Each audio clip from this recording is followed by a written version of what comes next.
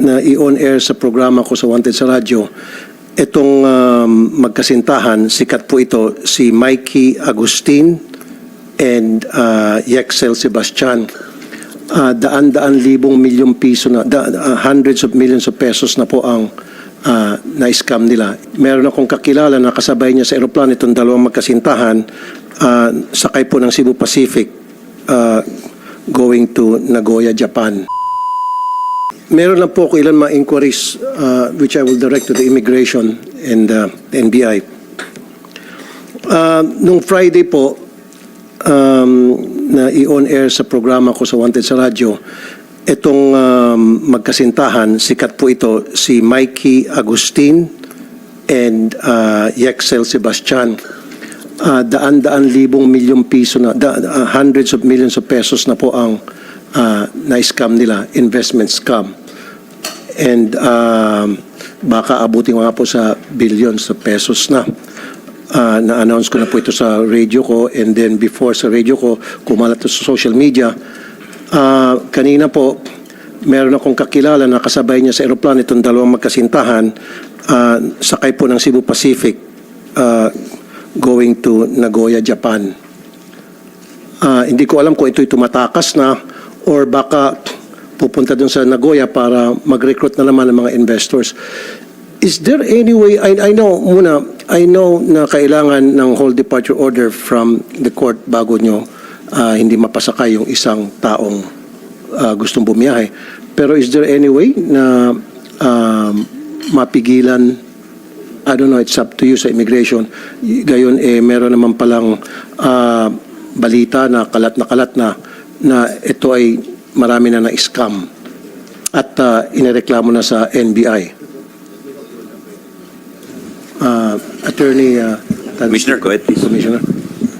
Good morning, Mr. Chair, Senator Tolpo. With the permission of the Secretary. Indeed, our records show that Mikey Trixia Agustin and Bixel Sebastian left for Nagoya this morning at 7 o'clock.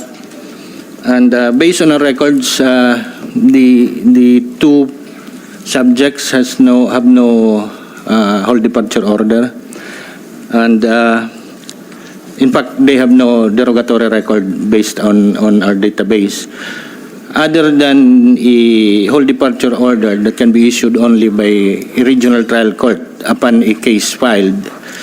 The Department of Justice can also issue an immigration lookout bulletin, but there must be a complaint already filed with the prosecutor's office, or a precautionary hold order can be issued also by the court upon filing of the criminal complaint with the prosecutor's office. So, as of now, we have no reason to hold the departure of the two subjects. Okay, ito siguro tanong ko kay Secretary Remulla, kasi many years ago, I know na yung Secretary ng DOJ pwede mag-issue ng whole departure order, if I'm not mistaken, Secretary Remulla, upon the recommendation of the NBI dahil meron ng case na i-file against kung sino man yung mga tao na i-file po sa kanila. Sir, ang pwede lang ho namin gawin ay lookout bulletin lang po. Nagkaroon po ng kaso ito nung araw, nung panahon ni Secretary De Lima. At dumating po ito sa Korte Suprema. At hanggang lookout bulletin lang po ang aming pwedeng gawin. Kasi yung right to travel po yung ating tinitingnan. Ngunit kung gagawa po tayo ng batas na magkakaroon po tayo ng ibang pagsusuri sa mga taong may kaso o dapat kasuhan, maaari po nating panghawakan pa yung mga tao. Pero sa ngayon po, kailangan igalang po natin yung right to travel na sa saligang batas. Tama po. Kanina kausap ko nga po yung Legis group ko para pag-aralan yung possibility na kapag halimbawa putok na sa social media, putok na sa buong bansa na ito'y marami na naloko, siguro payagan yung Secretary ng DOJ na magpalabas ng whole departure order kasi yung pagsampa ng kaso sa piskal, mahabang proseso yan, Mr. Chair, and then iraraffle pa yan papunta sa judge, makakatakas na nga yung manluloko. Another example here is, ito pong si Ninya Mabatid, ito po ba nasa radar nyo, Attorney Tansingo, and then sa NBI, kasi Ang dami na rin po mga reklamo dito kay Nina Mabatid. Yung kanyang style ay maghikayat siya ng student visa papunta ng Canada para ma-circumvent niya yung illegal recruitment, anti-illegal recruitment law natin. Labas-masok na to ng ibang bansa, papunta ibang bansa. Hindi natin siya mapipigilan. Pupunta po ng Hong Kong, Dubai. Doon nakakapag-recruit ulit siya ng mga OFWs at naluloko. So patuloy siya nakakapag-recruit. So, ito ba'y nasa radar nyo?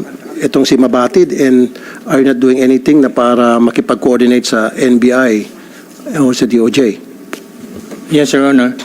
We are closely coordinating with the Department of Migrant Workers on this particular case. But again, we don't have the ground to hold him or hold her because there's no whole departure order issued by the court. But in cases where he recruits passes through immigration, we examine or assess thoroughly the passengers, and sometimes we intercepted some of the recruits. But as for her herself, we don't have the ground to withhold her departure, but we are closely coordinating with the MW, considering that the subject is engaged in illegal recruitment. Just want to acknowledge the presence of two of the committee vice chairs, Vice Chair Senator J.V. Ejercito and Vice Chair Senator Bato de la Rosa. Morning, sirs. Go ahead. Thank you. Thank you for that answer, Atty. Tansinko. Siguro ito, I can direct my question kay Atty. De Limos ng NBI.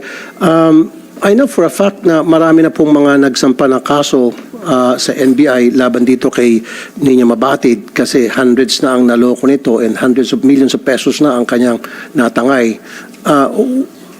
Is it true? May na-file na po sa NBI? Ano po nangyari sa kasong in-final po sa NBI against Mabatid? Maraming salamat po, Senator Tulfo, sa suporta na binigay niyo sa NBI. At bilang sagot doon sa inyong tanong tungkol kay Nina Mabatid, totoo po na may mga natanggap na reklamo sa opisina namin laban kay Mabatid. At itong 6 na folders na sa harapan ko po ngayon at ibibigay ko sa inyong tanggapan, hindi po naging successful ang investigation ng NBI dahil hindi nakapagbigay ng statements itong mga complainants, itong 6 na complainants.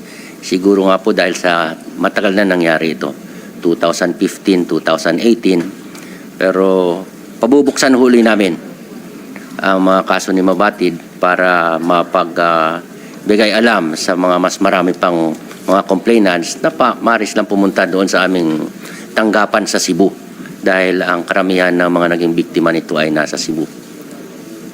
Maybe you can help also the victims, Attorney De Limos, kasi ang modus din itong si Mabatid, yung mga complainant niya, nagka-counter file siya ng complaint against her complainants ng cyber libel, harassment and everything.